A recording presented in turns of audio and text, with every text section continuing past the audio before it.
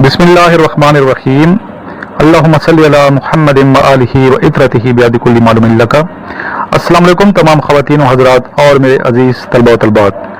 आज का ये लेक्चर बहुत अहम है आप सब के लिए, स्पेशली वो तमाम स्टूडेंट्स जो CSS की तैयारी कर रहे हैं और पाकिस्तान आर्मी नेवी एयरफोर्स की प्रिपरेशन कर रहे हैं, कमीशन अफसर के लिए स्पेशली।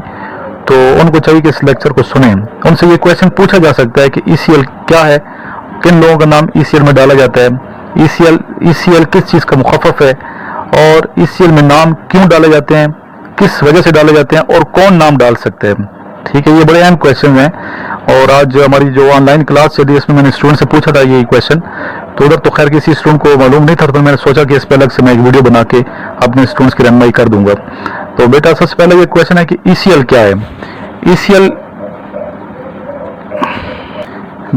ECL सबसे पहला ये क्वेश्चन है कि ECL क्या है। ECL बनता है एग्जिस्ट कंट्रोल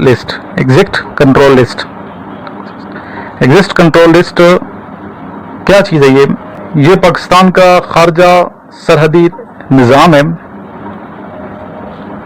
जिसके तहत जब किसी का नाम ECL में डाल दिया जाता है तो वो बंदा मुल्क से बाहर नहीं जा सकता। ये क्वेश्चन भी पूछा जा सकता है कि ECL का कानून कब पास हुआ। ये ECL का जो कानून है 1981 में 1981 में पास हुआ था कि जिस बंदे का नाम ECL में डाल दिया जाता है तो वो बंदा पाकिस्तान से बाहर नहीं जा सकता, ना पैदल जा सकता है पाकिस्तान से बाहर, ना गाड़ी पे जा सकता है, ना जहाज पे जा सकते हैं। जी, अभी ये क्वेश्चन कि ECL में किन के नाम डाले जाते हैं।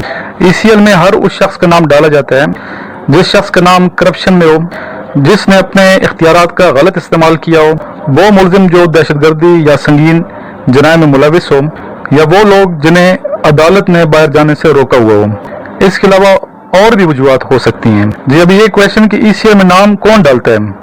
ECL में नाम सेक्रेटरी खारजा डालता है। ठीक है, इसके अलावा पाकिस्तान के सरकारी जो इदारे हैं मुख्तलिफ वो भी, जी इसके अलावा दीगर जो सरकारी इदारे हैं वो भी किसी का नाम ECL में डालने की सिफारिश कर सकते हैं।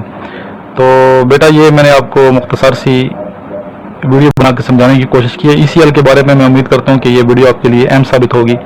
इसके अलावा NRO के बारे में आप जो थोड़ा सा मुझे बताना है, आपने कमेंट्स कीजिएगा कि NRO क्या चीज़ है। ठीक है, NRO के बारे में कमेंट्स ओपन करता हूँ इस वीडियो के, ताकि आप NRO के बारे में अपने कमेंट्स दे सकें।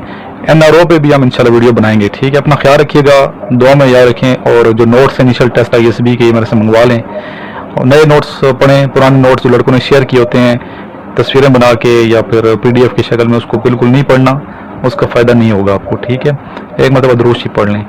सल्लल्लाहु ताला अलैहि व आलिहि व अस्हाबिहि वसल्लम।